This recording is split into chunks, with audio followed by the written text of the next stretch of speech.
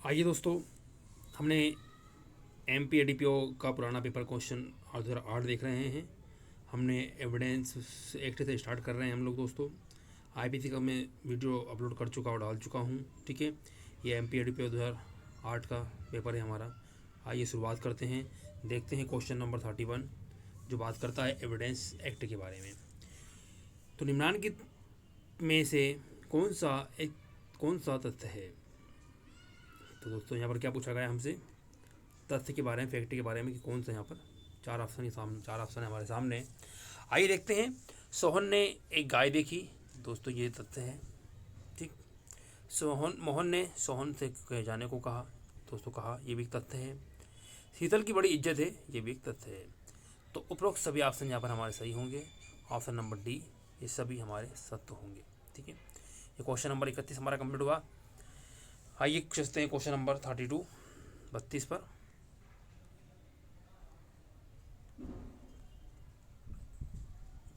निम्नलिखित में से कौन सा कथन सही नहीं है।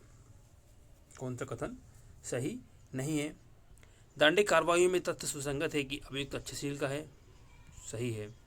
दंडिक कार्रवाइयों में यह तथ्य सुसंगत है कि अभियुक्त बुरेशील का है, दोस्तों ये बी ऑप्शन हमारा सही नहीं है। और उसमें कौन सा कथन सही नहीं है, तो बी ऑप्शन सही नहीं है।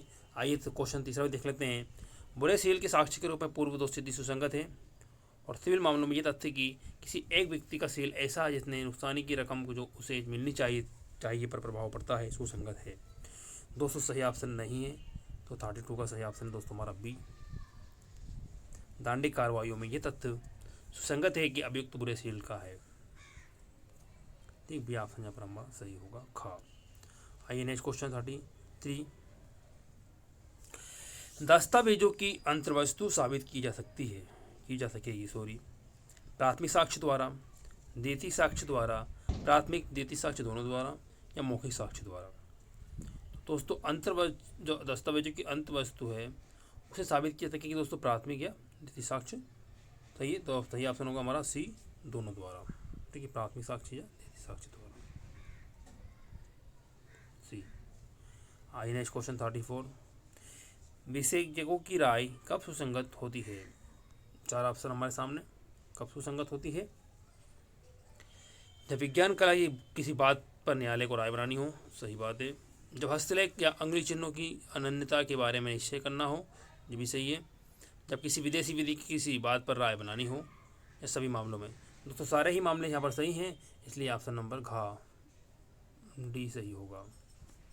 आइए नेक्स्ट क्वेश्चन 35।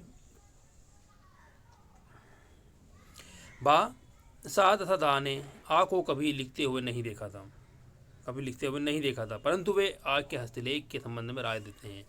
लेकिन वो आ के हस्तलेख के बारे में राय देते हैं, लिखते हुए नहीं देखा है, लेकिन क्या करते हैं, राय देते हैं कि इनमें से किसकी राय सुसंगत होगी। तो आइए देखते हैं 35 का सही ऑप्शन क्या होगा। क्योंकि बा दिल्ली में एक व्यापारी है और आ ने बा को संबोधित करते हुए कई पत्र लिखे हैं, लेकिन लिखते हुए नहीं देखा, लेकिन पत्र लिखे हैं। ठीक है, तो यह व्यापारी है।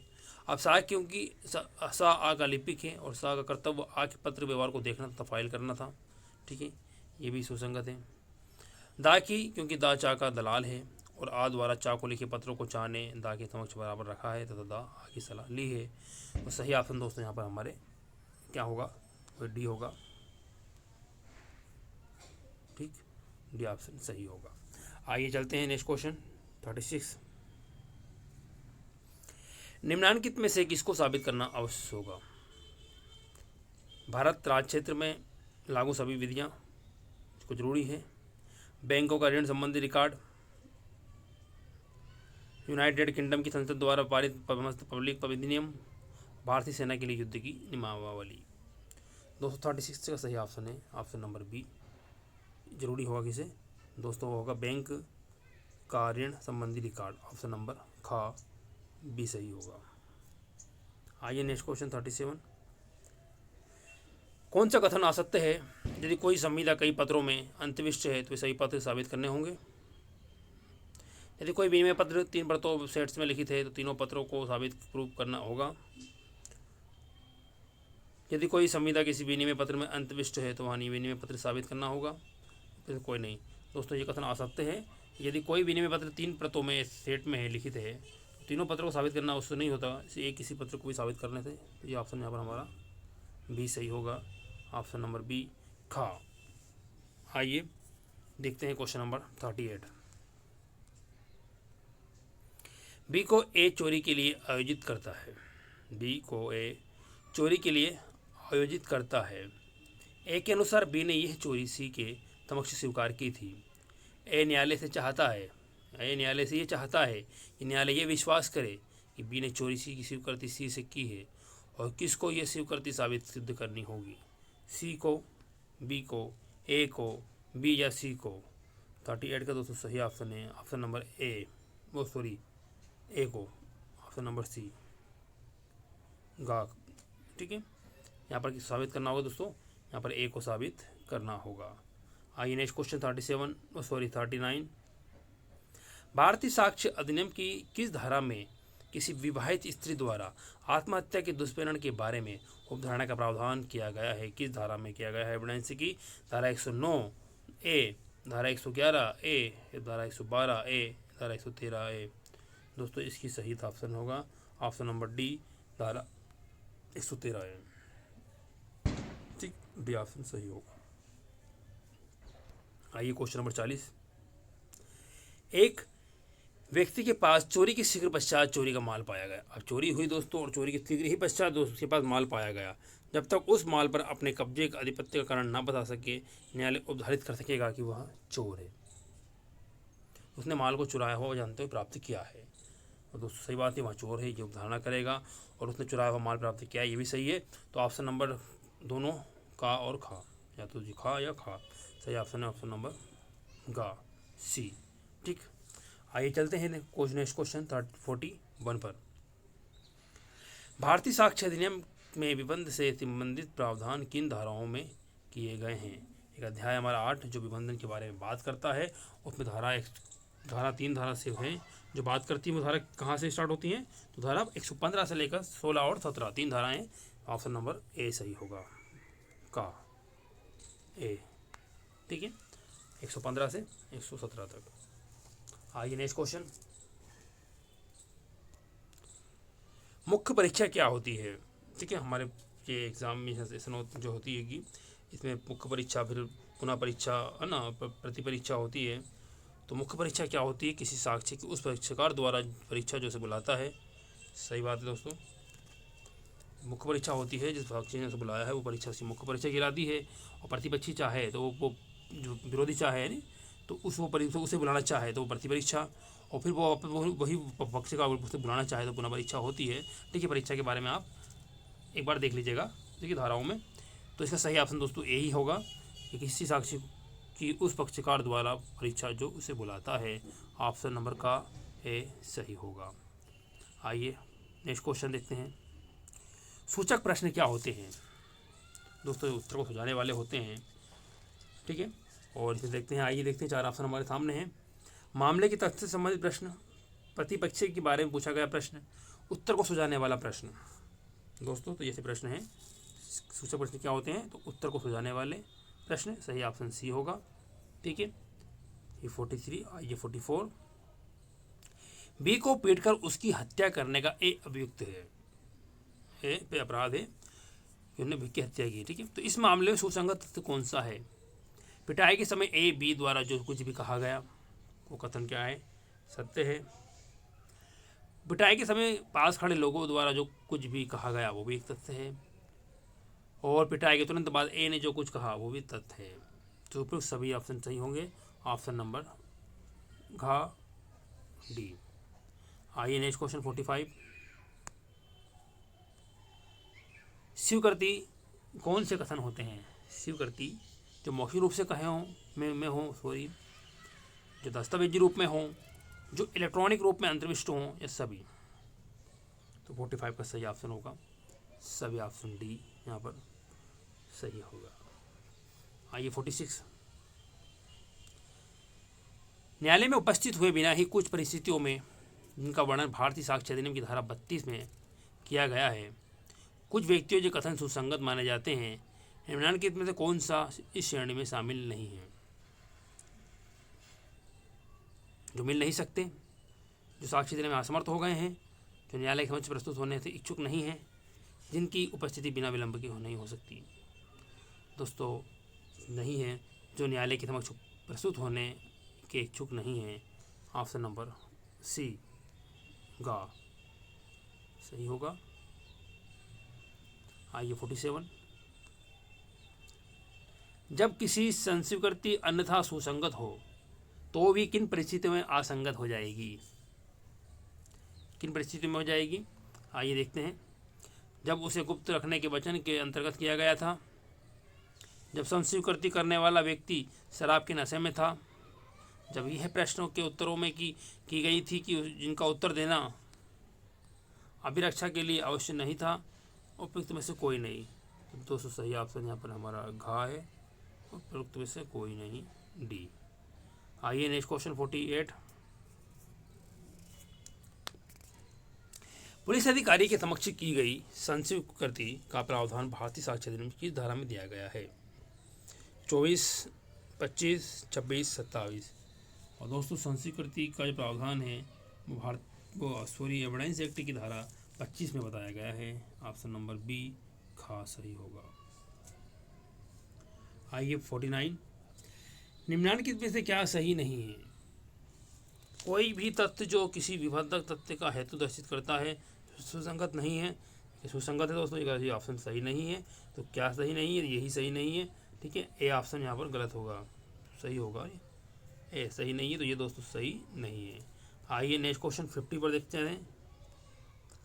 भारतीय साक्ष्य अधिनियम की किस धारा में प्रमाणित प्रतियों के असली होने के बारे में अवधारणा दी गई है? प्रमाणित प्रतियों की असली होने की अवधारणा की धारा में दी गई है। ऑप्शन नंबर देखिए 78, 79, 78, 78, 79, 80। दोस्तों 50 का सही ऑप्शन है हमारा ऑप्शन नंबर 79, 79। ठीक, सही ऑप्शन होगा सी, 79 बारे में प्रावधान करती है। नेक्स्ट क्वेश्चन, कौन सा दस्तावेज लोक दस्तावेज है? कौन सा दस्तावेज लोक दस्तावेज है? जो प्रभुत्व संपन्न प्राधिकारी के कार्यों के अभिलेख हैं, वो भी है। जो किसी राज्य में रखे गए प्राइवेट दस्तावेजों के लोक अभिलेख हैं, वो भी सही। जो किसी शासकीय निकाय के कार्यों के लिए अभिलेख में है, वो भी सही दोस्तों। और सभी सही हैं, तो सभी सही हैं यहाँ पर। ऑप्शन नंबर घ, ठीक, डी सही हो जाएगा। नेक्स्ट क्वेश्चन देखिए 52,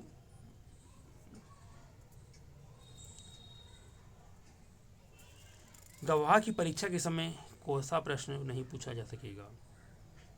गवाह की जब परीक्षा हो रही है तो उससे दोस्तों किस तरह का प्रश्न नहीं पूछा जाएगा? जो अपमानित करने के आशय से पूछा गया हो, जो क्षुब्ध करने के आशय से आशित हो, अनावश्यक रूप से संतापकारी हो, या सभी प्रकार के प्रश्न। दोस्तों इसका भी ऑप्शन डी सही होगा। सभी प्रकार के प्रश्न वो यहाँ पर नहीं पूछ सकते। ऑप्शन नंबर डी सही होगा। आइए 53, गवाह की पुनः परीक्षा कब होती है? री-एग्जामिनेशन कब होती है? प्रतिपक्षी के कहने पर। प्रतिपक्षी के कहने पर, उसे बुलाने वाले पक्षकार के चाहने पर, मजिस्ट्रेट के कहने पर, पुलिस अधिकारी के चाहने पर। दोस्तों अभी बताया था मैंने आपको परीक्षा के बारे में। ठीक है, मुख्य परीक्षा होती है उसे बुलाने वाले पक्षकार पर, और फिर प्रतिपक्षी चाहे तो नहीं पुनः वो होती है प्रतिपरीक्षा। कौन? जो विरुद्ध अपना जो विरुद्ध वाला पार्टी है। और फिर इसके अलावा मान लीजिए वही व्यक्ति उसे दोबारा बुलाना चाहता है, ठीक है, तो उसे बुलाने वाला पक्षकार के चाहने पर। तो ऑप्शन नंबर यहाँ पर क्या हो जाएगा हमारा? बी, उसे बुलाने वाले पक्षकार के चाहने पर री एग्जामिनेशन होगी। कब होगी? ठीक है, तो ऑप्शन नंबर बी सही होगा। किसी तथ्य को साबित करने के लिए कितने गवाहों की आवश्यकता होती है? महत्वपूर्ण क्वेश्चन दोस्तों, इसमें कोई संख्या निर्धारित नहीं है। ऑप्शन नंबर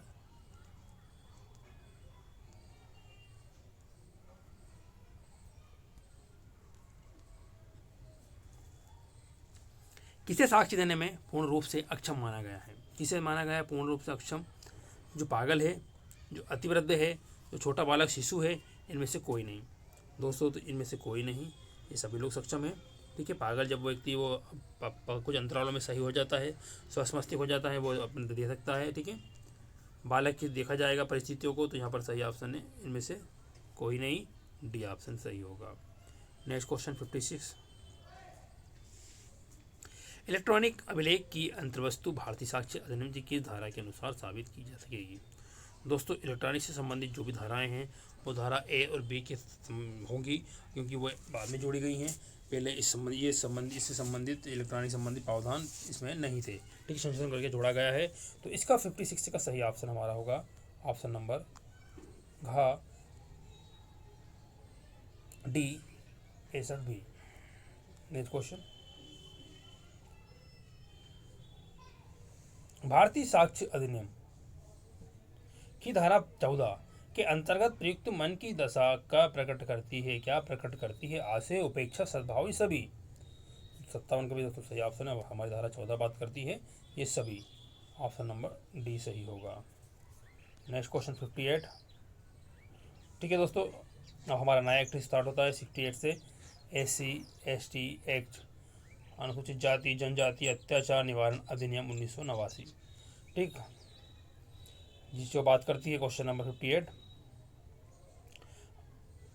अधिनियम के अंतर्गत किन न्यायालयों को विशेष न्यायालय विनिश्चित किया जाता है? महत्वपूर्ण क्वेश्चन दोस्तों। सत्र न्यायालय को विशेष न्यायालय के रूप में अभिहित करने की राज्य सरकार की शक्ति दोस्तों इस बारे में बात करती है। तो उम्मीद करता हूँ ये क्वेश्चन 58 का सही ऑप्शन होगा, ऑप्शन नंबर ए सत्र न्यायालय को, ठीक है। सत्र न्यायालय को राज्य सरकार जो करती है विशेष न्यायालय के रूप में अभिहित, ठीक है। 14 इस बारे में बात करती है विशेष न्यायालय के बारे में। आइए ऑप्शन नंबर 59, अनुसूचित जाति अनुसूचित जनजाति के प्रति दंडनीय अत्याचारों का वर्णन संबंधित अधिनियम की धारा में वर्णित है, ठीक है। किस धारा में बताया गया अत्याचारों से संबंधित प्रावधान? 2, 3, 5, 6 दोस्तों ये सभी को पता होगा। धारा 3 इस बारे में प्रावधान करती है, धारा 3 ऑप्शन नंबर सही होगा खा बी, ठीक। धारा 3 में बताया गया है, ठीक, 27 प्रकार के जो अत्याचार हैं। आइए नेक्स्ट क्वेश्चन पर देखते हैं 60, अनुसूचित जाति जनजाति के किसी सदस्य के प्रति अत्याचार के दोषी वयस्क व्यक्ति को बलवीक्षा पर छोड़ा जा सकता है, छोड़ा नहीं जा सकता। तो दोस्तों इस पर छोड़ा नहीं जा सकता ये बात करती है, और यहाँ पर जमानत का प्रावधान भी नहीं है, ठीक है। तो यहाँ पर परीक्षा पर नहीं छोड़ा जा सकता, ऑप्शन नंबर बी खा सही होगा। नेक्स्ट क्वेश्चन 61, अनुसूचित जाति जनजाति अत्याचार निवारण अधिनियम के अंतर्गत किसी अपराध के लिए अधिकतम दंड क्या दिया जा सकता है? अधिकतम दंड दिया जा सकता है दोस्तों क्या? 6 माह का कारावास, 10 वर्ष तक का कारावास, मृत्युदंड, आजीवन कारावास। सही ऑप्शन होगा दोस्तों मृत्युदंड। यहाँ पर यदि व्यक्ति की सजा को देखा जाएगा और यदि हो सकता है तो गंभीर से गंभीर तक अपराध में यहाँ पर मृत्युदंड तक भी दिया जा सकता है, अपराध की परिस्थितियों को ध्यान में रखते हुए, ठीक है। तो अधिकतम दंड यहाँ पर मृत्युदंड हो सकता है, ऑप्शन नंबर गा सी सही होगा। 62वां क्वेश्चन देखते हैं, अनुसूचित जाति जनजाति अत्याचार निवारण अधिनियम के अंतर्गत विशेष न्यायालय की स्थापना कौन कर सकता है? अभी हमने इस बारे में चर्चा की थी 62 में, बताया था भी आपको मैंने। कौन करेगा? राज्यपाल के परामर्श से राज्य सरकार, राष्ट्रपति के परामर्श से केंद्र सरकार, राज्य के उच्च न्यायालय के मुख्य न्यायाधीश की सहमति से राज्य सरकार। दोस्तों यहाँ पर जो है राज्य सरकार विशेष न्यायालय की स्थापना करेगी, लेकिन वो क्या करेगी कि मुख्य न्यायाधीश की सहमति से बनाएगी, ठीक है। और किससे बनाएगी? सत्र न्यायालय को बनाएगी। तो सही ऑप्शन हमारा गा सी होगा। आइए 63, अनुसूचित जनजाति के सदस्यों द्वारा उपयोग में लाए जा रहे किसी जलाशय के पानी को दूषित करने वाले व्यक्ति को कितना दंड दिया जा सकता है? ठीक है, जिस पानी का इस्तेमाल जनजाति वाले लोग कर रहे हो उस पानी को दूषित करने वाले व्यक्ति को दंड कितना दिया जा सकता है? दोस्तों 6 माह तक का कारावास व जुर्माना, 2 वर्ष तक का कारावास व जुर्माना, या फिर 5 वर्ष तक का कारावास व जुर्माना। तो सही ऑप्शन है उसको दोस्तों 5 वर्ष तक का कारावास व जुर्माना हो सकता है ऐसे व्यक्ति को, ठीक है। दोस्तों जब हम MP ADPO एग्ज़ाम, ठीक है, 2008 का पेपर देख रहे हैं दोस्तों, यदि आपको पसंद आ रहा है तो प्लीज़ इसे लाइक करें वीडियो को और चैनल को सब्सक्राइब करें, ठीक है। एग्ज़ाम का काफ़ी कम समय हमारे पास सब रह चुका है, ठीक है। कंटिन्यू हमें अब लगातार प्रैक्टिस की ज़रूरत है। यदि किसी अनुसूचित जनजाति के व्यक्ति को मृत्युदंड से दंडनीय अपराध में दंडित करने के आशय से मिथ्या साक्ष्य देता है, झूठी गवाही देता है, तो उसे दंड दिया जा सकता है। कितना दिया जा सकता है दोस्तों? 2 वर्ष से 5 वर्ष से 10 वर्ष। दोस्तों उसको ऐसे व्यक्ति को आजीवन कारावास व जुर्माना से यहाँ पर दंडित किया जाएगा। ये हमारे SC ST के कंप्लीट हुए दोस्तों क्वेश्चन। और फिर हमारा नया एक्ट स्टार्ट होता है यहाँ पर हम स्किप करेंगे इस एक्ट को, क्योंकि हमारे इसमें वर्तमान में शामिल नहीं है। ठीक है, तो ऑप्शन नंबर डी यहाँ पर सही हो जाएगा। आइए चलते हैं नेक्स्ट वीडियो पर, नेक्स्ट को एक्ट पर, जो है कि प्रिवेंशन ऑफ करप्शन एक्ट, मतलब भ्रष्टाचार निवारण अधिनियम 1988 को हम यहाँ पर देखने जा रहे हैं। ठीक है, आइए देखते हैं भ्रष्टाचार निवारण अधिनियम के अंतर्गत अभियुक्त का विचारण करते समय विशेष न्यायाधीश कौन सी प्रक्रिया पालन करेंगे? कौन सी करेंगे दोस्तों? मजिस्ट्रेट द्वारा वारंट मामलों का विचारण हेतु निर्धारित प्रक्रिया, सेशन न्यायालय के समक्ष विचारण हेतु निर्धारित प्रक्रिया, मजिस्ट्रेट द्वारा समन मामलों के विचारण हेतु निर्धारित प्रक्रिया, अपने स्वयं द्वारा निर्धारित प्रक्रिया। तो दोस्तों ये सही ऑप्शन है 79 का ऑप्शन नंबर ए, मजिस्ट्रेट द्वारा वारंट मामलों का विचारण हेतु निर्धारित प्रक्रिया, ऑप्शन का ए। आइए क्वेश्चन नंबर 80 देखते हैं। भ्रष्टाचार निवारण अधिनियम के अंतर्गत कौन सा पुलिस अधिकारी जांच के लिए अधिकृत है? दोस्तों सब निरीक्षक, उप निरीक्षक, पुलिस उप अधीक्षक, सहायक उप अधीक्षक, निरीक्षक या कोई भी पुलिस अधिकारी। दोस्तों इसके लिए सही ऑप्शन होगा 80 का बी, पुलिस उप अधीक्षक। 80 का बी, खा खरगोश का। ठीक है, बी सही ऑप्शन होगा, खा। आइए 81, भ्रष्टाचार निवारण अधिनियम में दंडनीय अपराधों से संबंधित धाराएं हैं 31 से 35 तक, 23 से 30 तक, 17 से 22 तक, 7 से 16 तक। तो अपराधों से संबंधित धाराएं दोस्तों जो है भ्रष्टाचार में वो हैं 7 से 16 तक। ऑप्शन नंबर डी घा सही होगा। आइए नेक्स्ट क्वेश्चन 32, एक लोक सेवक है और वह बी से विधिक परिश्रमिक से भिन्न कुछ परितोषण प्राप्त करने का प्रयत्न करता है। ठीक है, अपनी सैलरी, अपनी जो वेतन है इसके अतिरिक्त परितोषण में भ्रष्टाचार की मांग करता है, परंतु बी इनकार कर देता है। इस मामले में ए को दंड मिलेगा। क्या दंड मिलेगा दोस्तों? केवल कारावास से, केवल जुर्माने से, कारावास जुर्माना दोनों से दंडनीय। दोस्तों यहाँ पर कारावास और जुर्माना से दंडनीय। ऑप्शन नंबर का सही होगा सी 82 का। आइए नेक्स्ट क्वेश्चन 84,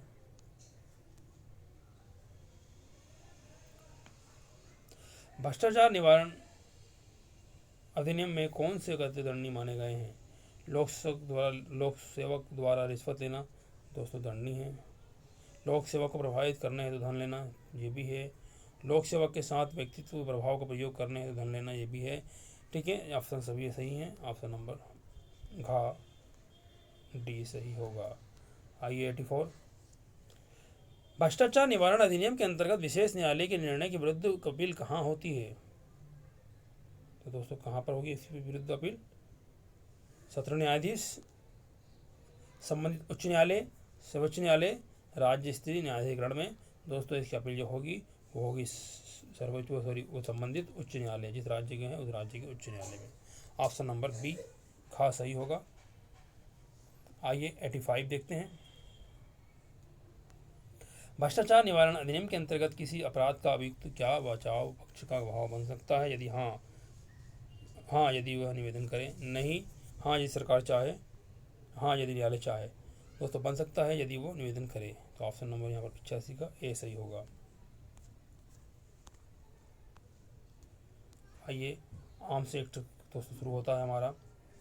आयुध अधिनियम कहाँ लागू होता है? तो आयुध अधिनियम हमारा जो है वो संपूर्ण भारत में लागू है, जम्मू कश्मीर छोड़कर। तो ध्यान रखना दोस्तों, वर्तमान की यदि हम बात करें तो ये हमारा भारत में संपूर्ण भारत पर एक जो हमारा लागू है। ठीक है, ऑप्शन नंबर ए ये सही होगा का, और ये पूरे भारत पे लागू होता था पहले। ठीक है, तो इसका सही ऑप्शन तो यही होगा। आइए 87 देखते हैं। कौन व्यक्ति अपने पास पिस्तौल या बंदूक नहीं रख सकता? जो 21 वर्ष से कम आयु का है, जिसे नैतिक अधमता के अपराध में सजा हुई हो, सजा से 5 वर्ष तक, अब जिसने सदव्यवहार के लिए बंधपत्र भरा है, ये सभी।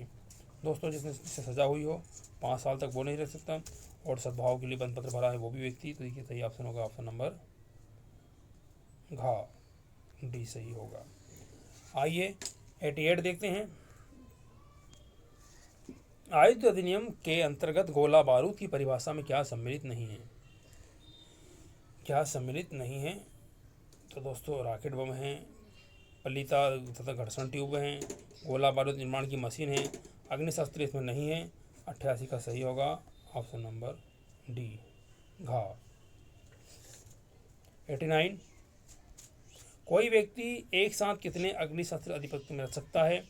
दोस्तों संशोधन हो गए हैं 2019 में, और अब यहाँ पर 2 का ऑप्शन उस हिसाब से पहले 3 था लेकिन अब 2 है, ध्यान रखिएगा।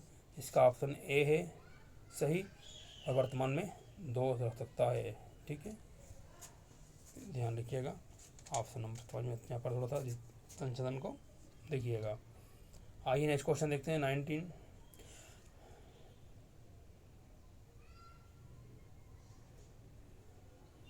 हो गया 90, चलो। आयुध अधिनियम की किस धारा के अंतर्गत गोला बारूद को बिना लाइसेंस रखने पर प्रतिबंध लगाया गया है? किस धारा में? धारा 3 में दोस्तों इसको प्रतिबंध लगाया गया है। ऑप्शन नंबर ए यहाँ पर सही होगा, धारा 3 के अंतर्गत प्रतिबंध लगाया गया है। आइए 91 अग्निशस्त्र रखने के लिए किसी व्यक्ति को दिया गया लाइसेंस कब तक प्रभावी रहता है? 5 वर्ष तक, 3 वर्ष तक, 2 वर्ष तक, जब तक लाइसेंस रद्द न कर दिया जाए। दोस्तों अग्निशस्त्र रखने के लिए जो लाइसेंस की समय सीमा है वो है 3 वर्ष तक। ऑप्शन नंबर बी सही होगा। नेक्स्ट क्वेश्चन 92 बिना लाइसेंस पिस्तौल रखने पर कितनी सजा दी जा सकेगी? यदि कोई बिना लाइसेंस पिस्तौल रखता है दोस्तों उसको 3 वर्ष तक का कारावास या जुर्माना होगा। ऑप्शन नंबर ए सही होगा का। दोस्तों ये हमारा आर्म्स एक्ट भी कंप्लीट हुआ। आइए NDPS एक्ट देखते हैं, ठीक है, जो बात करता है 93 से। स्वापक औषधि और मन प्रभावी पदार्थ अधिनियम के अंतर्गत मादक द्रव्यों की बुराइयों से लड़ने तथा उनको रोकने हेतु उपाय करने का दायित्व किस धारा पर है? दोस्तों इस एक्ट के तहत अभी हाल ही में आर्यन खान, शाहरुख खान के लड़के पर काफ़ी केस चल रहा है, ठीक है, क्योंकि महत्वपूर्ण एक्ट है ये, इससे हमारे को यहाँ पर क्वेश्चन देखने को मिलेंगे, ठीक है। तो आइए देखते हैं और समझते हैं इस एक्ट को, ऑप्शन को। सही ऑप्शन 93 का क्या होगा? केंद्रीय सरकार पर है, राज्य सरकार पर है, केंद्रीय एवं राज्य दोनों पर है, आम जनता पर है। दोस्तों इसे रोकने है तो उपाय करने का जो दायित्व है वो किस पर है? केंद्र सरकार पर है, और ये महत्वपूर्ण एक्ट है हमारा, ठीक है, ध्यान रखिएगा। किस पर है? केंद्र सरकार पर। ऑप्शन नंबर ए का।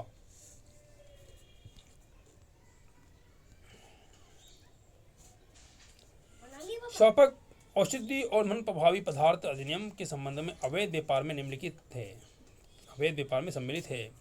क्या सम्मिलित है अवैध व्यापार में? आइए देखते हैं 4 ऑप्शन। स्वापक औषधियों का उत्पादन या विक्रय, स्वापक औषधियों का उपयोग, कोका अफीम पौष्टिक की खेती करना, ये सभी। तो ऑप्शन नंबर डी घा सही होगा, ये सभी। आइए 95 स्वापक औषधि और मन प्रभावी पदार्थों के संबंध में अवैध व्यापार में सम्मिलित है। अवैध व्यापार में क्या सम्मिलित है? स्वापक औषधियों का उत्पादन या विक्रय। तो जब आपने देखा तो क्या ऑप्शन हमारा दोस्तों सही ऑप्शन घा। आइए 95 देखते हैं। स्वापक आयुक्त की नियुक्ति कौन करता है? राष्ट्रपति करता है, केंद्र सरकार करती है, राज्यपाल करता है, राज्य सरकार करती है। दोस्तों इसका सही ऑप्शन होगा यहाँ पर केंद्र सरकार, ठीक है, केंद्र सरकार यहाँ पर इसकी स्थापना करती है। आइए 96 स्वापक औषधि और मन प्रभावी पदार्थ अधिनियम की अनुसूची में निर्दिष्ट मन प्रभावी पदार्थों की सूची में जोड़ने या मम करने की शक्ति किसे है? दोस्तों ये शक्ति भी केंद्र सरकार को है। ऑप्शन नंबर ए का सही होगा, केंद्र सरकार। आइए 97 स्वापक औषधि और मन प्रभावी पदार्थ अधिनियम की किस धारा के अंतर्गत कोका पौधे, अफीम पोस्त आदि की खेती प्रबंधित की गई है? किस धारा के अनुसार? धारा 7, 8, 9, 10। दोस्तों 97 का सही ऑप्शन है ऑप्शन नंबर बी खा, धारा 8 के अंतर्गत। आइए 98 वाणिज्य मात्रा में अफीम पोस्त की खेती करने पर न्यूनतम कितना दंड दिया जा सकेगा?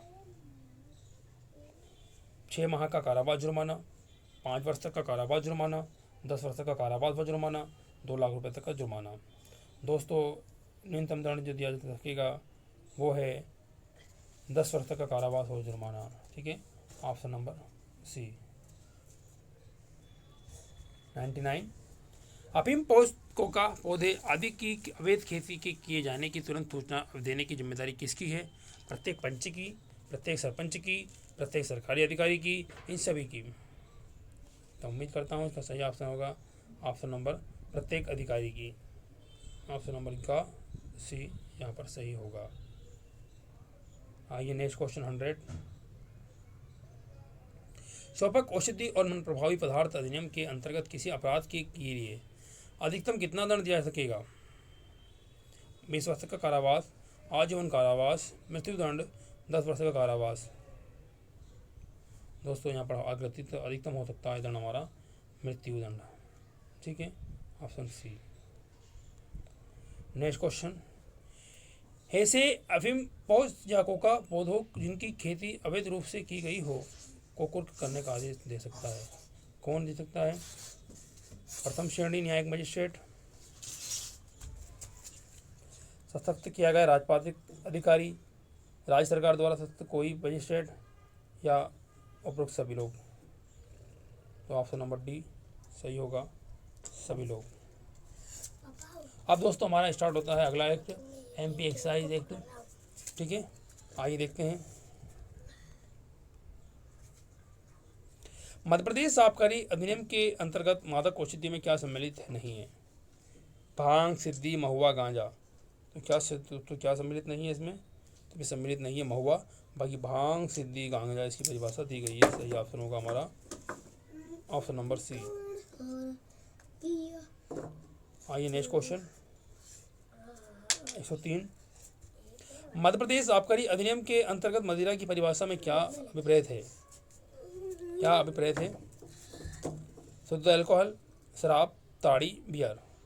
तो सॉरी, अब क्या अभिप्रेत नहीं है और शुद्ध अल्कोहल इसमें बात नहीं है, बाकी ताड़ी, बियर और शराब के बारे में बात कही गई है। ऑप्शन नंबर ए यहाँ पर सही होगा, शुद्ध एल्कोहल, ऑप्शन नंबर ए।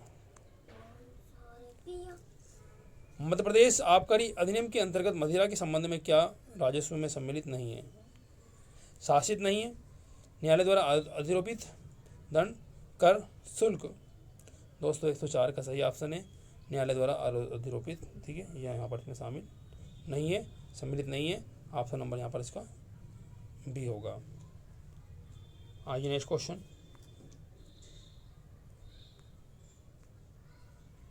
105। आबकारी आयुक्त कौन नियुक्त करता है? केंद्र सरकार करती है, राज्य सरकार करती है, उच्च न्यायालय करता है, या अन्य कोई? ठीक है, तो जो आपको पता है दोस्तों 105 का सही ऑप्शन ये राज्य का एक्ट है, तो इसमें राज्य सरकार करेगी। ऑप्शन नंबर बी सही है, राज्य सरकार। 106, किसे मदिरा बेची जा सकती है? ठीक है, तो जिसकी उम्र कितनी वर्ष की हो गई हो उसे ही बेची जाएगी, इससे नीचे वाले को नहीं बेची जाएगी। तो ऑप्शन नंबर क्या है? 15 वर्ष से कम का आयु ना हो, 18 वर्ष से कम का आयु ना हो, 21 वर्ष से कम का आयु का ना हो। दोस्तों इसका सही ऑप्शन है ऑप्शन नंबर सी, 21 वर्ष, जिसकी परिभाषा में बताई गई है, इस एक्ट में बताया गया है वो 21 वर्ष है। सही ऑप्शन होगा सी। ठीक है,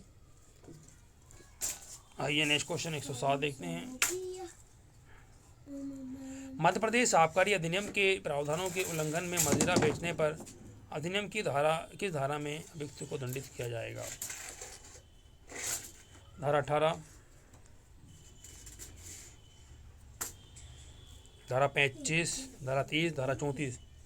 सही ऑप्शन दोस्तों इसका option number D. Next question देखते हैं। मध्य प्रदेश आबकारी अधिनियम की धारा 36D में बंद पत्र निष्पादित करने का उद्देश्य क्या है? बंद पत्र निष्पादित करने का उद्देश्य क्या है? अभियुक्त के सदाचारी व्यवहार हेतु, अभियुक्त को अपराध से प्रवृत्त रखने हेतु, दोनों, कोई नहीं।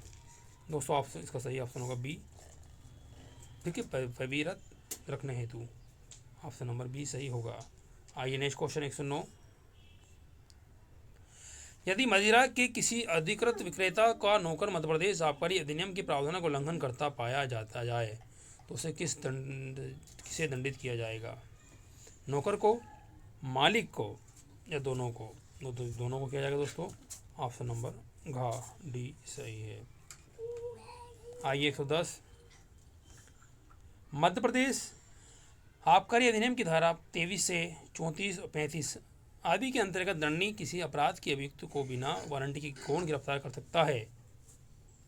तो दोस्तों अधिकृत पुलिस अधिकारी, कोई भी पुलिस अधिकारी यहाँ पर जो अधिकृत है कर सकता है। ऑप्शन नंबर ए ही सही होगा। ठीक है, और आबकारी अधिकारी, अधिकृत राजस्व अधिकारी, तो सॉरी ये सभी लोग यहाँ पर उनको सभी लोग को अधिकृत हैं। एक तो अधिकृत पुलिस अधिकारी कर सकता है, आबकारी अधिकारी तो कर ही सकता है, और ठीक है राजस्व अधिकारी भी यहाँ पर। तो ये ऑप्शन होगा हमारा ऑप्शन नंबर घ डी।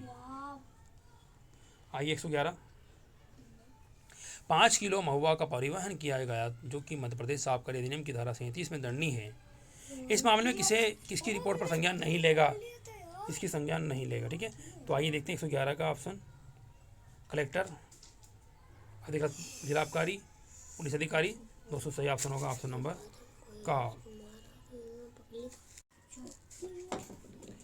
मध्य प्रदेश आबकारी अधिनियम की किस धारा के अंतर्गत किसी अपराध के अभियुक्त को अग्रिम जमानत नहीं दी जाती? धारा 149 ए के अनुसार। ठीक है दोस्तों, सही ऑप्शन है ऑप्शन नंबर ए का, धारा 149 का। आइए 113, मध्य प्रदेश आबकारी अधिनियम की धारा 49 ए जीवन के विरुद्ध अपराध के अंतर्गत दोषी अभियुक्त को कितने दिनों तक अभिरक्षा में निरुद्ध रखा जा सकता है? 60 दिनों के लिए, 120 दिनों के लिए, 150 दिनों के लिए, या 15 दिनों के लिए दोस्तों उसको निरुद्ध रखा जा सकता है। ऑप्शन नंबर 113 का सही है। ऑप्शन नंबर बी खा 120 दिनों के लिए। दोस्तों हमारे 113 क्वेश्चन कंप्लीट हुए। आइए चलते 114 पर। देसी मदिरा के विनिर्माण और उपभोग संबंधी मध्य प्रदेश आबकारी अधिनियम के प्रावधान किन पर लागू नहीं होते? किन पर लागू नहीं होते? जनजाति के सभी सदस्यों पर, अनुसूचित क्षेत्रों में अनुसूचित जनजाति सदस्यों पर। दोस्तों जो क्षेत्र अनुसूचित हैं उन क्षेत्रों के जनजाति सदस्यों पर। ऑप्शन नंबर 14 का बी सही होगा। ठीक है, ध्यान रखना, अनुसूचित क्षेत्रों में अनुसूचित जनजाति सदस्यों पर, अनुसूचित क्षेत्रों में अनुसूचित जाति के नहीं, अनुसूचित जनजाति सदस्यों पर ये लागू नहीं होते। ऑप्शन नंबर बी सही है, ध्यान रखिएगा। ठीक, सही होगा। आइए नेक्स्ट क्वेश्चन। अब हमारा ये आखिरी सब्जेक्ट बचा है दोस्तों, CIRPC। ठीक है, 121वां क्वेश्चन बात करता है जमानती अपराध से ऐसा अपराध विरेध है जो जमानती के रूप में दिखाया गया है। किसमें? तो दंड प्रक्रिया संहिता की प्रथम अनुसूची में, दंड प्रक्रिया संहिता की द्वितीय अनुसूची में, दंड प्रक्रिया संहिता की किसी धारा में। दोस्तों सही ऑप्शन है इसका ऑप्शन नंबर ए, दंड प्रक्रिया संहिता की प्रथम अनुसूची में बताया गया है। ठीक है, ये ऑप्शन सही होगा। आइए 122 देखते हैं। संज्ञेय अपराध से ऐसा अपराध विरेध है जिसके लिए कोई पुलिस अधिकारी बिना वारंटी गिरफ्तार कर सकता है। दोस्तों यही ऑप्शन इसका सही होगा। ठीक है, जिसके लिए कोई पुलिस अधिकारी क्या कर सकता है? बिना वारंटी के गिरफ्तार कर सकता है, ऐसा अपराध संज्ञेय अपराध कहलाता है। आइए नेक्स्ट क्वेश्चन 123, लोक अभियोजक से तात्पर्य किसी ऐसे व्यक्ति से है जो केवल दंड प्रक्रिया संहिता की धारा 24 के अधीन नियुक्त है? नहीं, केवल नहीं। जो लोक अभियोजक के रूप में काम करना चाहता है? नहीं। जो दंड प्रक्रिया संहिता की धारा 124 के अधीन नियुक्त है और उसके अंतर्गत लोक अभियोजक के निर्देशों के अधीन कार्य करने वाला व्यक्ति भी। ठीक, तो ये ऑप्शन यही सही होगा, ऑप्शन नंबर का सी। आइए 124, मुख्य न्यायिक मजिस्ट्रेट का न्यायालय दे सकता है। तो दोस्तों कोई भी दंडादेश जो विधि द्वारा प्राधिकृत हो, आजीवन कारावास का दंडादेश, 7 वर्ष से अधिक की अवधि के कारावास का दंडादेश, या कोई नहीं। दोस्तों 124 का सही ऑप्शन है, इसमें से कोई नहीं। आइए नेक्स्ट क्वेश्चन 125, निम्नलिखित में से कौन सा पुलिस अधिकारी वारंटी के बिना ऐसे व्यक्ति को गिरफ्तार कर सकता है जिस पर संघ के सशस्त्र बलों से भाग लेने का संदेह हो? पुलिस अधिकारी, पुलिस अधीक्षक, पुलिस निरीक्षक, थानेदार, पुलिस थाने का भारसाधक अधिकारी। ठीक, और ये ऑप्शन नंबर कोई भी पुलिस अधिकारी। तो डी ऑप्शन यहाँ पर सही होगा, कोई भी पुलिस अधिकारी। ठीक, कौन सा पुलिस अधिकारी वारंटी के बिना ऐसे व्यक्ति को गिरफ्तार कर सकता है? ऐसे व्यक्ति को गिरफ्तार कर सकता है जिस पर संघ के सशस्त्र बलों के से भाग जाने का संदेह हो। तो कोई भी पुलिस अधिकारी दोस्तों यहाँ पर सही ऑप्शन होगा। आइए सॉरी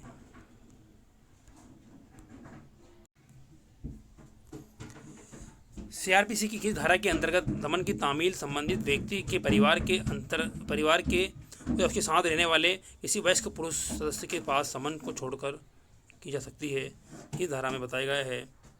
ठीक है, दंड प्रक्रिया संहिता किस धारा के अंतर्गत समन की तामील संबंधित व्यक्ति के परिवार के उसके साथ रहने वाले किसी वयस्क पुरुष सदस्य के पास समन को छोड़कर की जा सकती है? धारा 62, 63, 64, 65। ठीक है, सही ऑप्शन है 26 का और धारा 64 का सी सही होगा। आइए नेक्स्ट क्वेश्चन 127। सीआरपीसी की धारा के अंतर्गत फरार व्यक्ति की संपत्ति कुर्क की जा सकती है? किस धारा बताया गया है? 82, 83, 84, 85। दोस्तों धारा 83 बी ऑप्शन सही होगा। 128। एक महानिरीक्षक लेख बी के विरुद्ध जयपुर में लिखता है कि लेख दिल्ली में प्रकाशित होता है और एक किस स्थान पर अभियोजित किया जाएगा? ए एक महानिकारक लेख बी के विरुद्ध जयपुर में लिखता है और लेख दिल्ली में प्रकाशित होता है, तो ए किस स्थान पर अभियोजित किया जाएगा? जयपुर में, दिल्ली में? जयपुर दिल्ली का दोनों या जयपुर दिल्ली? दोस्तों 128 का सही ऑप्शन है ऑप्शन नंबर घ, जयपुर या दिल्ली। डी ऑप्शन सही होगा। ठीक है। 129। अपराध प्रक्रिया संहिता की किस धारा के अंतर्गत तलाशी वारंट जारी किया जा सकता है? 129 का सही ऑप्शन बताना है। ठीक है, किस धारा के अंतर्गत तलाशी वारंट जारी किया जा सकता है? तो तलाशी वारंट जारी किया था 93, 95, 100, 105। 229 का सही ऑप्शन है ऑप्शन नंबर ए, धारा 93।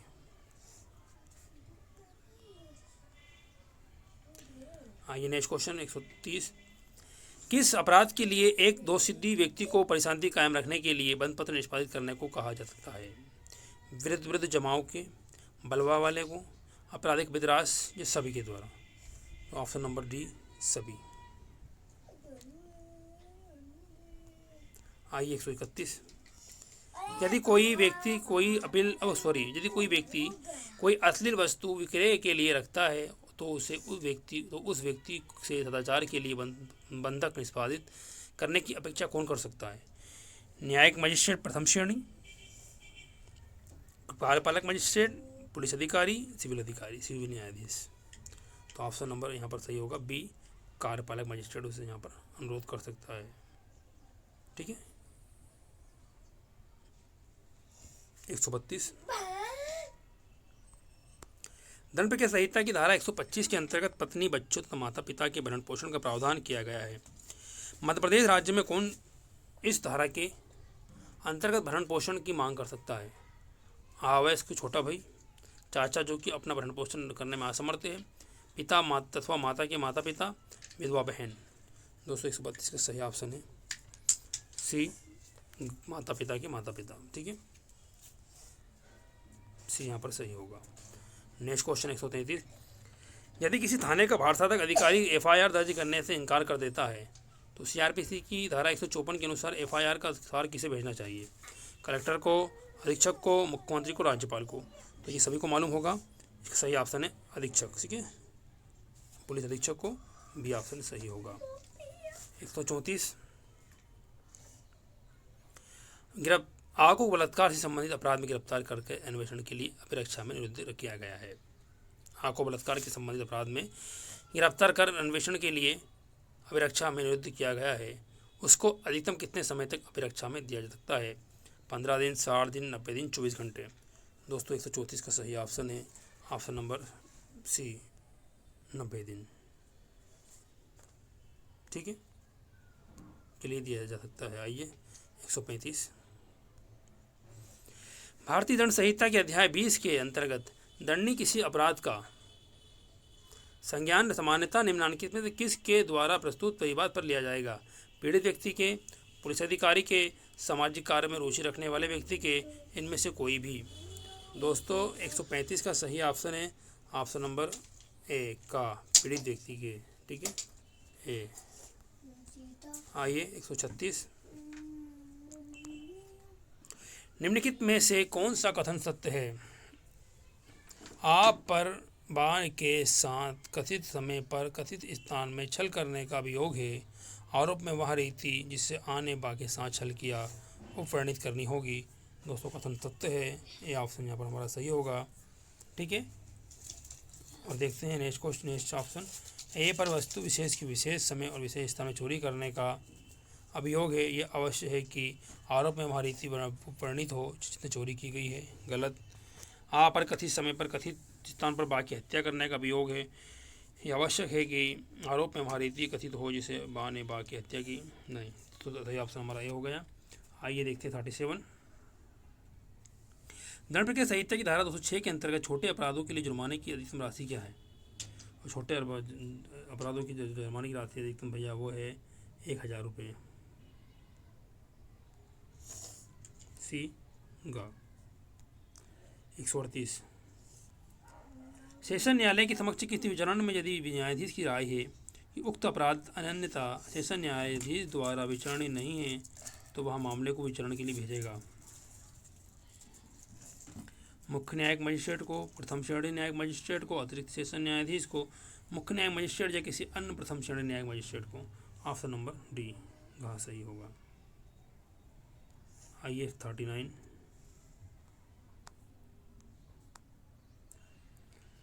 दंड प्रक्रिया संहिता की किन धाराओं में वारंट मामलों के विचारण की प्रक्रिया दी गई है? किस धारा में दी गई है दोस्तों? 238 से 250 तक, 251 से 259 तक, 260 से 65 तक, 25 से 37 तक। दोस्तों सही ऑप्शन है ऑप्शन नंबर ए।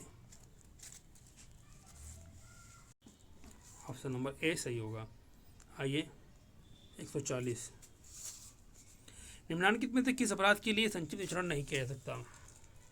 3 वर्ष तक के कारावास से दंडनीय अपराध के, भारतीय दंड संहिता की धारा 454-56 के अधीन अपराध, भारतीय दंड संहिता की धारा 379, 80 और 81 के अधीन चुराई हुई संपत्ति का। ठीक है दोस्तों, इसका सही ऑप्शन है नहीं कह सकता तो किसका? 3 वर्ष तक के कारावास से दंडनीय अपराध का। ऑप्शन नंबर 40 का ए सही होगा। 41, निम्नलिखित में से किस धारा में समनीय अपराधों की सारणी दी गई है? सभी को पता होगा 320 में यह दी गई है, सीआरपीसी की धारा 320 में। ऑप्शन नंबर बी खा सही होगी। Next question 142,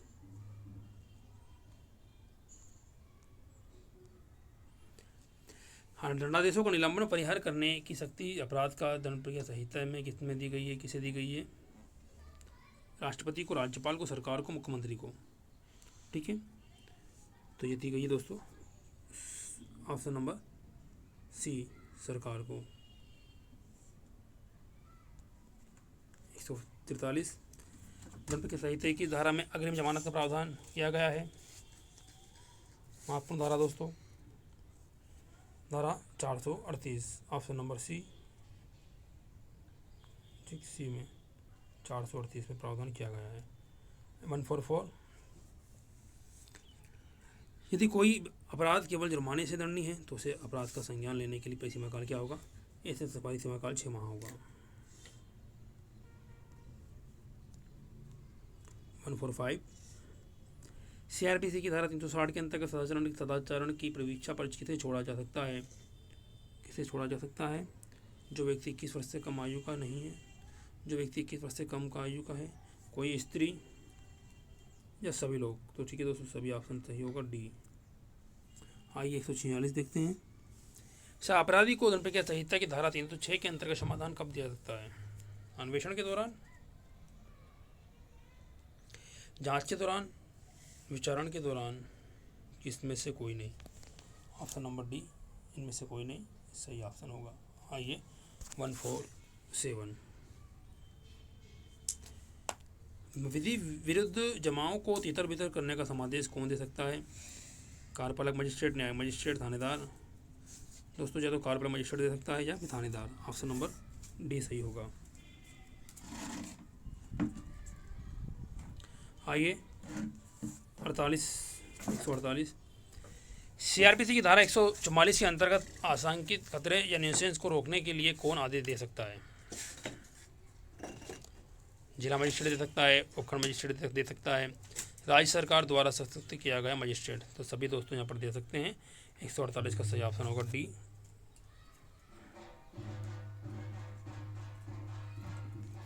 second last question, परिशांति बनाए रखने के हेतु सीआरपीसी की धारा 106 के अंतर्गत अधिकतम कितने समय के लिए बंद पत्र भरवाया जा सकता है?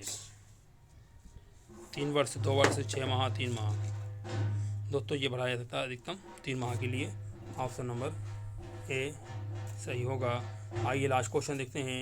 150, संगीन व्यक्तियों से सदाचार की प्रतिभूति लेने की शक्ति किसे प्राप्त है? तो दोस्तों जो प्रथम श्रेणी न्यायिक मजिस्ट्रेट को, कार्यपालक मजिस्ट्रेट को, जिला न्यायाधीश को, पुलिस अधीक्षक को। सही ऑप्शन है ऑप्शन नंबर बी, कार्यपालक मजिस्ट्रेट को। ठीक है दोस्तों, ये हमारे MP ADPO एग्ज़ाम 2008 का पेपर कंप्लीट हुआ और मैंने 3 का, ठीक है, 93 का, 95 का, 97 का सभी पेपर हम लगा दिए हैं। उम्मीद करता हूँ सारे क्वेश्चन पेपरों को आपने देखा होगा और आपकी तैयारी बढ़िया चल रही होगी। दोस्तों आपको मेरा वीडियो अच्छा लगा हो तो प्लीज़ शेयर और लाइक करें, चैनल को सब्सक्राइब करें। ठीक है, आइए इस वीडियो में इतना ही। Thank for watching. Hello friend, welcome to my channel. जैसे कि जानते हैं दोस्तों आप, अब एग्ज़ाम की करीब हमारे पास टाइम काफ़ी कम रह गया है और इस टाइम पर हमको जितना हो सके उतना रिवीजन और ज़्यादा से ज़्यादा पुराने पेपरों को हमें देखना है। मैं अब तक की 2003 तक के पेपर कंप्लीट करा दिया हूँ। अब मैं आज फिर लेकर आया हूँ आपके लिए मध्य प्रदेश ADPO, है ना, MP ADPO एग्ज़ाम का ओल्ड पेपर 2008 का दोस्तों। ठीक है, ये 2008 का हम ओल्ड पेपर देखेंगे। ठीक है, और ये महत्वपूर्ण होगा और हम उसी सब्जेक्टों को देखेंगे दोस्तों जो हमारे लिए काफ़ी महत्वपूर्ण है। हम उन सब्जेक्टों को यहाँ पर स्किप कर देंगे जो हमारे पास अब नए सिलेबस के हिसाब से हमारे पास नहीं है। ठीक है, उम्मीद करता हूँ आपको मेरे द्वारा वीडियो प्रोवाइड किए जा रहे दोस्तों समझ में आ रहे होंगे। और कोई कमेंट हो किसी चीज़ को लेकर तो प्लीज़ बताइएगा, उससे हम करेंगे। अब हमारे पास समय बहुत कम है, अब हमें रिवीजन और ये पुराने पेपरों को देखने हैं ज़्यादा से ज़्यादा जितना हो सके और तैयारी अपनी कंटिन्यू रखनी है। अब हमें ये बिल्कुल भी ना करना है। आइए क्वेश्चन नंबर 1 शुरुआत करते हैं, जो बात करता है इंडियन पेनल कोड की। ठीक है, जो बात करता है इंडियन पेनल कोड की, क्वेश्चन नंबर 1। आइए शुरुआत करते हैं। दंगा का अपराध गठित करने के लिए निम्नलिखित में से क्या आवश्यक है? ठीक है दोस्तों, दंगे की यहाँ पर बात कही गई है। IPC का पहला क्वेश्चन स्टार्ट होता है। तो ऑप्शन नंबर ए, कम से कम 5 लोगों का आपस में लड़ना। ठीक। नंबर 2, सार्वजनिक स्थान में लड़ना।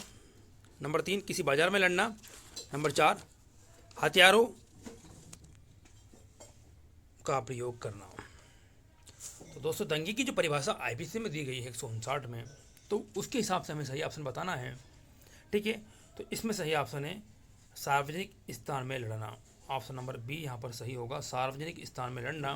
ठीक है, तो एक या दो व्यक्ति द्वारा, ठीक है, सार्वजनिक स्थान पर लड़ना ये हमारा दंगे के अंतर्गत आता है। आइए नेक्स्ट क्वेश्चन पर चलते हैं।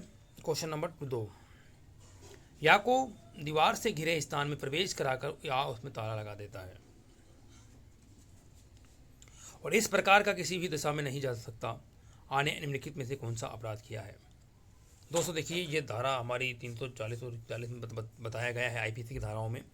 और सदोष अवरोध और सदोष परिरोध क्या होता है? जब किसी व्यक्ति को किसी स्थान से जाने से रोक दिया जाता है और बाकी स्थान खुले रहते हैं ना, चारों तरफ रास्ता है लेकिन वो जाना चाहता सीधा और सीधे रास्ते से ना जाते हुए उससे बोले भाई इधर चले जा, तो ऐसे अपराध को हम बोलते हैं सदोष अवरोध। ठीक है, और जहाँ पर चारों ही तरफ से कैद कर दिया गया है, किधर से भी रास्ता जाने का नहीं है। ठीक है, तो ऐसे को बोलते हैं सदोष परिरोध। अब आइए इस कंडीशन को समझते हैं कि या को दीवार से घिरे स्थान में प्रवेश कराकर आओ उसमें ताला लगा देता है। अब ताला लगाने की स्थिति क्या होगी दोस्तों कि यहाँ पर क्या होगा, वो व्यक्ति कहीं पर भी नहीं जा सकता। ठीक है, उसको चारों तरफ से कैद कर दिया गया है। इस प्रकार या किसी भी दिशा में नहीं जा सकता। ठीक है, इस प्रकार वह या किसी भी दिशा में नहीं जा सकता। आने निम्नलिखित में से कौन सा अपराध किया है? तो दोस्तों सदोष परिरोध किया है। यहाँ पर किसी भी स्थान में उसको जाने की, ठीक है, ऐसा जहाँ पर बंद कर दिया जाए, यहाँ पर चारों रास्ते बंद हो, तो ऐसा अपराध सदोष परिरोध कहलाता है। और ऑप्शन नंबर सी यहाँ पर हमारा सही होगा। ठीक है, और यहाँ पर किसी एक स्थान पर जाने से रोका जाए, बाकी अन्य स्थान रास्ते खुले रहें तो ऐसा अपराध और सदोष अवरोध कहलाता है। देखिए, सदोष अवरोध और परिरोधों को दोस्तों प्लीज महत्वपूर्ण है, ये इन्हें याद रखिएगा। एक बार आप इसमें तो और धाराओं में समझ लीजिएगा। देखिए, मैंने अपने अंदाज से समझाने की कोशिश करी। आइए नेक्स्ट क्वेश्चन पर चलते हैं। क्वेश्चन नंबर 3, या ने यात्रा पर जाते समय अपनी सोने की प्लेट ए को या के लौटने तक सौंप देता है। दोस्तों, ये भी महत्वपूर्ण क्वेश्चन है। आपसे मैं उम्मीद करता हूँ कि आप आपराधिक न्यास भंग, छल, उद्दापन, चोरी, ठीक है, आपराधिक दुर्विनियोग, अभित्रास, ये काफ़ी महत्वपूर्ण क्वेश्चन है धाराओं में और ये काफ़ी अच्छे हैं। इनसे समझना ताकि ये हमारे को क्वेश्चन काफ़ी हेल्पफुल होंगे, चाहे वो एग्जाम की दृष्टिकोण से हो, चाहे वो इंटरव्यू की दृष्टिकोण से हो। इनमें से क्वेश्चन हमसे जरूर देखने को मिलेंगे क्योंकि यही आईपीसी की सबसे महत्वपूर्ण धाराओं में है। आप समझने की कोशिश करेंगे। देखो, आइए, आ ने यात्रा पर जाते समय अपने सोने की प्लेट ए को या के लौटने तक सौंप देता है और ए उस प्लेट को बाजार में ले जाता है, ठीक है, और बेच देता है। ए ने कौन सा अपराध किया? भैया देखो, कोई भी दोस्त है, अपने दोस्ती के कारण भैया मैं कुछ जा रहा हूँ, मेरे सामान को आप संभाल के रखिए। उसका कर्तव्य है कि वो अपने चीज़ को जब तक कि संभाले, जब तक कि उन्हें जिम्मेदारी ली, तो ठीक है, उसको संभालना होगा। लेकिन उन्होंने क्या कर दिया भैया कि उन्होंने उस प्लेट को आपके आने से पहले ही बेच दिया, ठीक है। तो उन्हें चोरी करी। तो चोरी भैया बेईमानी आशय से किसी स्थान पर हटाना, आप चोरी के बारे में जानते होंगे। उद्दापन, छल, ठीक है। मैं सही बात यहाँ पर पॉइंट द पॉइंट बात करूँ तो दोस्तों, आपराधिक न्यास भंग जो है, उसने उसका भंग तोड़ा है, उसने उसका न्यास को भंग करा है, ठीक है। उसने उसमें विश्वास किया और विश्वास करके उसको चीज़ दी, तो उसने धारा, देखिए आईपीसी की धारा के अंतर्गत उन्होंने ये अपराध कौन सा किया है? आपराधिक न्यास भंग। दोस्तों, इसकी 405 में है ना, 405 में इसके बारे में बताया गया है, ठीक है। ये महत्वपूर्ण धारा है, मैं आपसे बोल रहा हूँ, उनके बारे में आप प्लीज़ देखना जरूर, ठीक है। आइए देखते हैं नेक्स्ट क्वेश्चन, आपराधिक न्यास भंग, ठीक है। आईपीसी की धारा 405 में इसके बारे में बताया गया है और थोड़ा सा इसको डिटेल में आप जान लेंगे, ठीक है। तो कौन सा अपराध करा है? डी। आइए नेक्स्ट क्वेश्चन पर चलते हैं। एक पुरुष द्वारा किसी स्त्री के साथ मैथुन करने पर निम्नलिखित में कौन सी परिस्थिति में उसका कृत्य बलात्कार माना जाएगा? ठीक, आइए समझते हैं। मैथुन स्त्री की सहमति से हुआ जबकि स्त्री की उम्र 16 वर्ष से कम है। मैथुन स्त्री की सहमति के बिना हुआ जबकि स्त्री की उसकी पत्नी है, तो उसकी उम्र 15 वर्ष है, ठीक है। तो आइए और देखते हैं ऑप्शन, 2 ऑप्शन और। मैथुन स्त्री की सहमति से हुआ परंतु स्त्री किसी दूसरे की पत्नी है और फिर इसका कोई नहीं। और दोस्तों, इसका 4 का सही ऑप्शन है, ऐसा का बलात्कार जब माना जाएगा जब वह व्यक्ति मैथुन स्त्री की सहमति से हुआ हो जबकि स्त्री की उम्र 16 वर्ष से कम है, तो ऐसी स्थिति में उसे बलात्कार कृत्य माना जाएगा। ऑप्शन नंबर का ए सही होगा, ठीक है। एक क्वेश्चन हमारे दोस्तों हमारे इस टाइप के ही आईपीसी में पूछे जाते हैं और काफ़ी, देखिए कुछ धारा हैं, बता रहा हूँ, कुछ चैप्टर हैं, इन्हें आप विशेष तौर पर हमें देखना होगा और कोशिश करूँगा मैं आपके लिए इनको इस पर वीडियो बनाने की, मैं कि कौन कौन से महत्वपूर्ण चैप्टर और कहाँ पर हमें विशेष तौर पर ध्यान देने की आवश्यकता है। अभी तक आप मेरे क्वेश्चन लगा रहे होंगे और समझ में आ रहा होगा आपको कि एमपीपीएससी जो एग्ज़ाम लेता है एडीपीओ की, वो किस तरह से क्वेश्चनों को पूछता है, ठीक है, ध्यान रखिएगा। डकैती का अपराध गठित करने के लिए निम्नलिखित में क्या अवश्य है? चोरी, उद्दापन, छल, चोरी या उद्दापन। और दोस्तों, डकैती में ये दोनों तत्व अवश्य हैं। कौन कौन से दोस्तों? चोरी और उद्दापन, ये दोनों शामिल रहते हैं, ठीक है। तो ये अवश्य हैं। ऑप्शन नंबर डी यहाँ पर भी घा सही होगा हमारा, ठीक। आइए नेक्स्ट क्वेश्चन, क्वेश्चन नंबर 6 देखते हैं। ए के घर से उसकी अनुमति लिए बिना बा प्रवेश कर ए को उसकी सफलता पर बधाई देता है। बा ने कौन सा अपराध किया है? आपराधिक अत्याचार किया, गृह अत्याचार किया, रिश्ती किया, इनमें से कोई नहीं किया।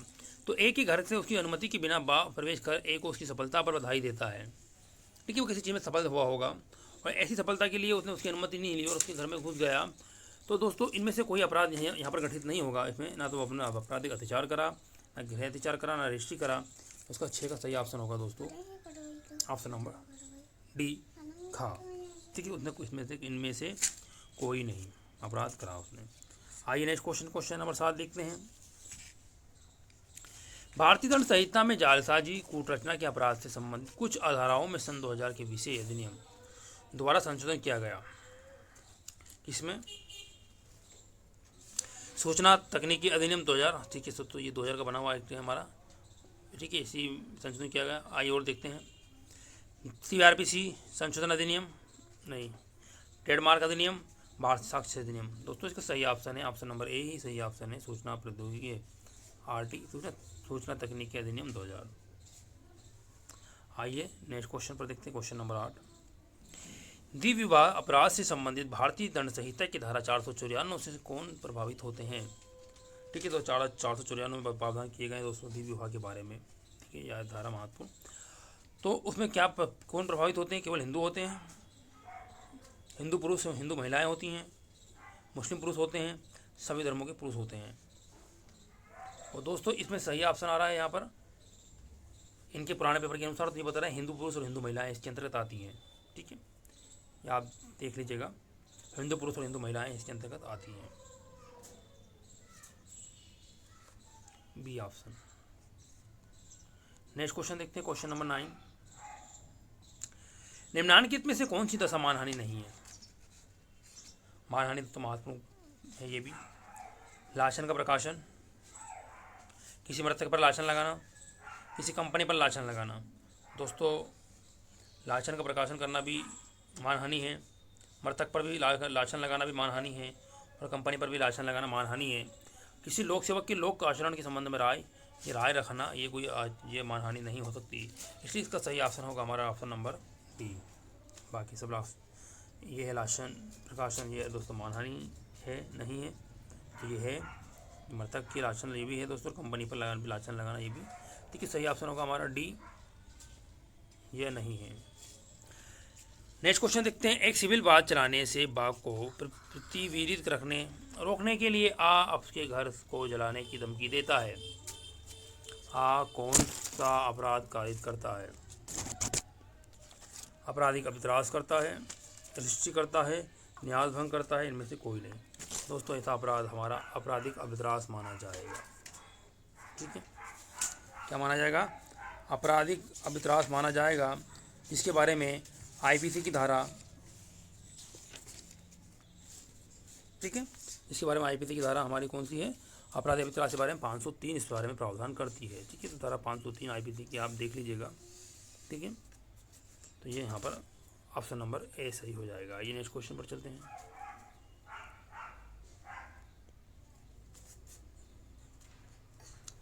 ए जेड की जेब से उसका पर्स चुराने के लिए जेड की जेब में हाथ डालता है, जेड की जेब खाली थी, इस मामले में कौन सा कथन सही है? दोस्तों ये क्वेश्चन कई बार पूछा गया है और इसका सही भी आप सभी का ऑप्शन होगा। ए चोरी के प्रयत्न का दोषी है और उसे दंड का भागी होगा।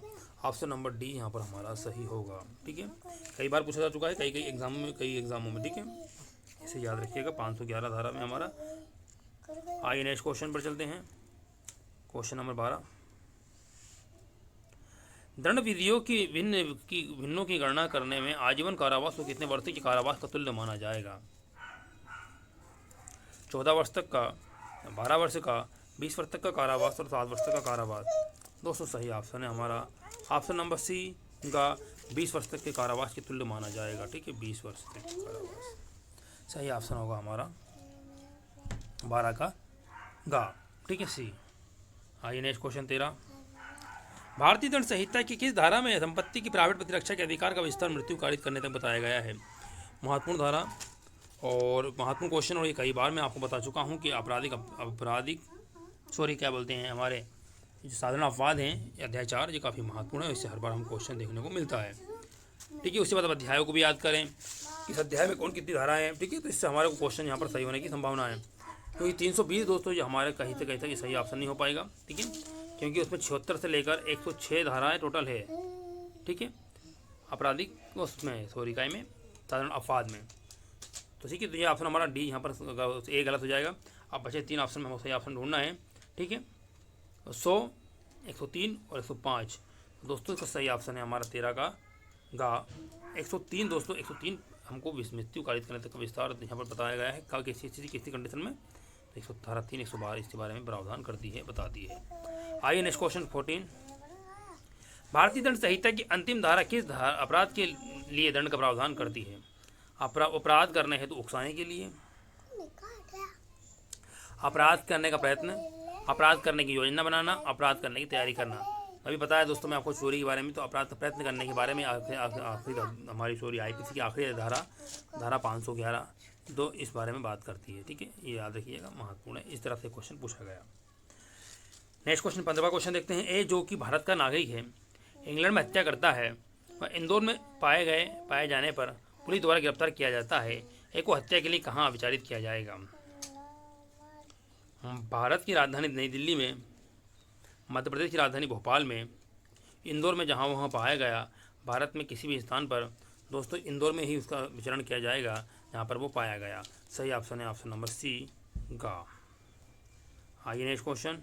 ये क्वेश्चन भी दोस्तों कई बार पूछा जा चुका है अलग अलग अंदाजों से।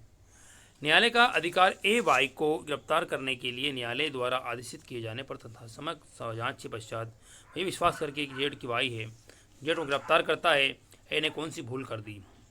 बहुत महत्वपूर्ण क्वेश्चन दोस्तों, तथ्य की भूल। और ये क्वेश्चन भी हमारी वही आपराधिक व साधारण अपराध से संबंधित क्वेश्चन 76 धारा हमारी। ठीक है, कौन सी है? तथ्य की भूल। ठीक है, जो कि क्षम्य है, जो कि सतर्कता विश्वास के साथ की गई। तो ऐसे के लिए हमको यहाँ पर ये काय में आता है, साधारण अपवाद के अंतर्गत आता है, और इसका सही ऑप्शन हमारा ए होगा। ठीक है, धारा 76 इसमें बात करती है। ठीक है, आइए नेक्स्ट क्वेश्चन पर चलते हैं। Question number 17। भारतीय दंड संहिता की किस धारा में आपराधिक षड्यंत्र की परिभाषा दी गई है? ठीक है, आपराधिक षड्यंत्र की परिभाषा किसमें दी गई है?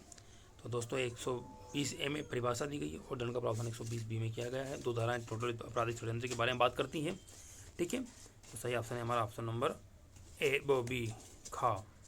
ठीक, परिभाषा की बात करें तो खा में इसी परिभाषा दी गई है। Next question. अपराध के किसी निर्दोष व्यक्ति को कुल मिलाकर कितने समय के लिए एकांत कारावास में रखा जा सकता है? ठीक है, ये दंड के विषय में प्रावधान धारा अध्याय 3 हमारी बात करता है और एकांत की बात। ठीक है, तो सही ऑप्शन यहाँ पर होगा हमारा 3 माह से अधिक दोस्तों कारावास में नहीं रखा जाएगा। ठीक है, अधिकतम 3 माह तक का हो सकता है, भी सही होगा। ठीक है, एक बार में 7 माह, अधिकतम 14 दिन, और एकांत कारावास की अवधि जो है वो 3 माह। ठीक है, याद रखिएगा सारी चीज़ों को। नेक्स्ट क्वेश्चन पर देखते हैं। Question number 19।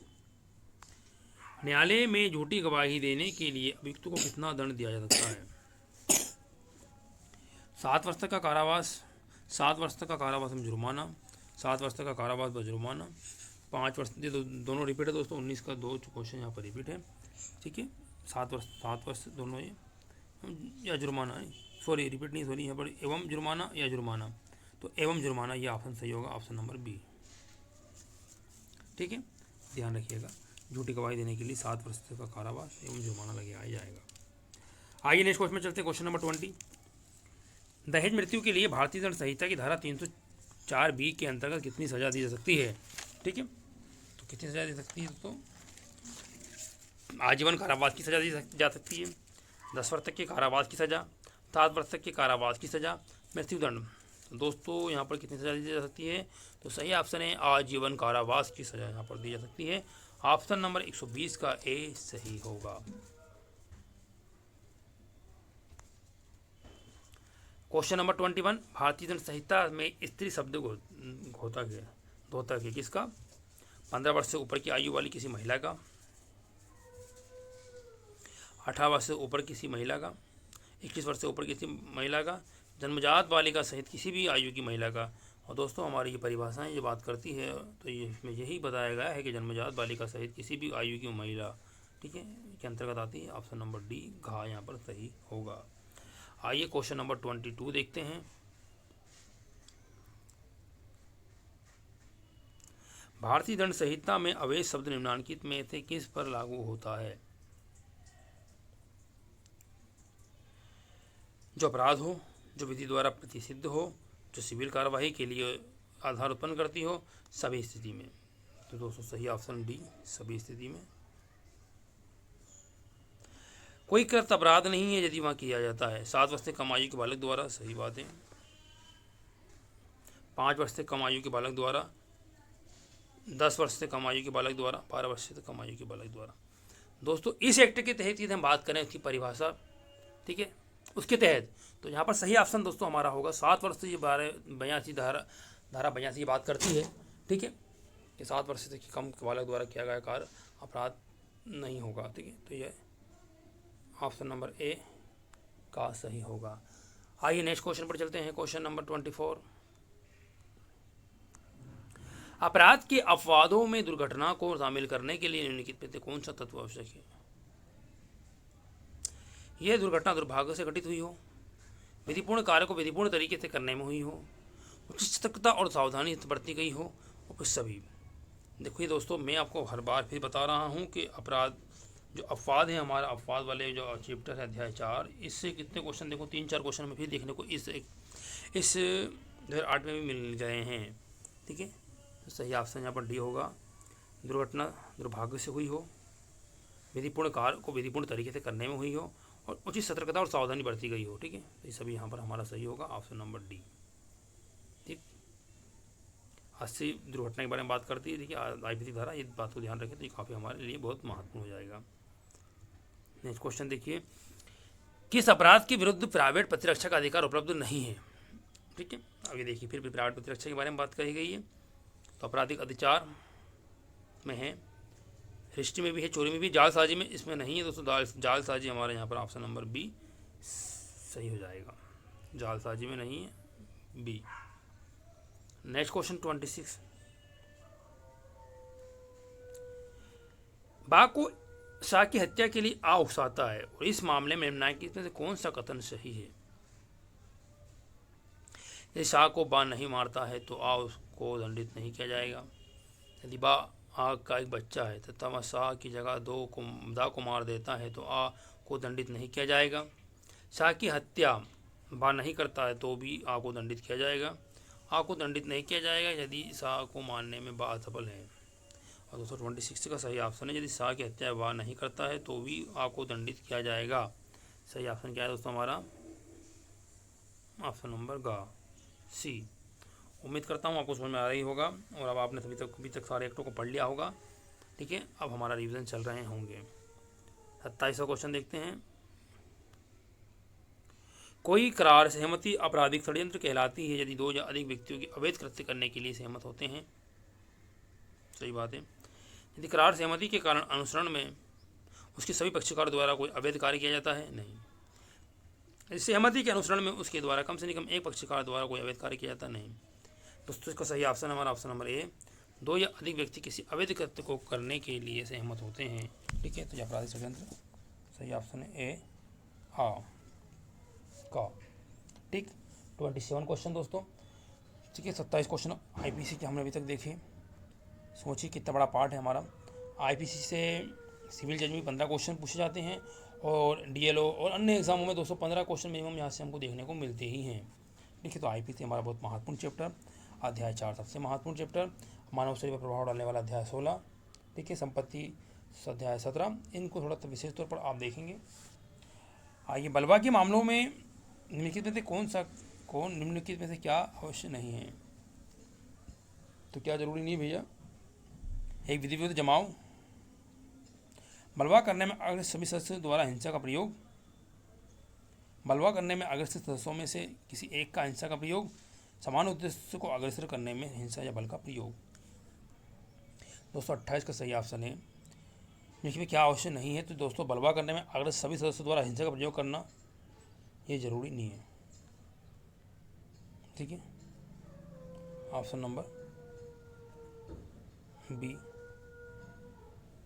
सही होगा। आइए क्वेश्चन नंबर 29 देखते हैं।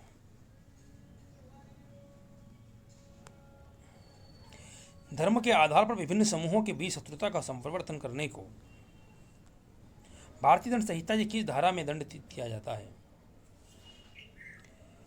151, 153, 153 ए, 153 बी। दोस्तों नई धारा जोड़ी गई है 153 ए, ऑप्शन नंबर का सी सही होगा। आइए नेक्स्ट क्वेश्चन नंबर 30। भारतीय दंड संहिता की धारा 303 को भारतीय सर्वोच्च न्यायालय के किस वाद में असंवैधानिक एवं शून्य घोषित किया गया था? प्यार सिंह बनाम राज्य, मिट्ठू बनाम पंजाब राज्य, कुलदीप बनाम पंजाब राज्य, प्यारेलाल बनाम मध्य प्रदेश राज्य। दोस्तों 303 की जो धारा है और सर्वोच्च न्यायालय को अवैध असंवैधानिक और शून्य घोषित किया था, वो क्या था? वाद किसके वाद में? तो मिट्ठू बनाम पंजाब राज्य के वाद में। ऑप्शन नंबर बी सही है। और दोस्तों ये हमारे 30 आईपीसी के महत्वपूर्ण क्वेश्चन 2008 के हुए हैं कंप्लीट। अब हमारा अगला एक्ट शुरू होता है एविडेंस एक्ट। ठीक है, तो आइए हम अगले एविडेंस के क्वेश्चनों को देखेंगे। तब तक थोड़ा ब्रेक लेते हैं हम।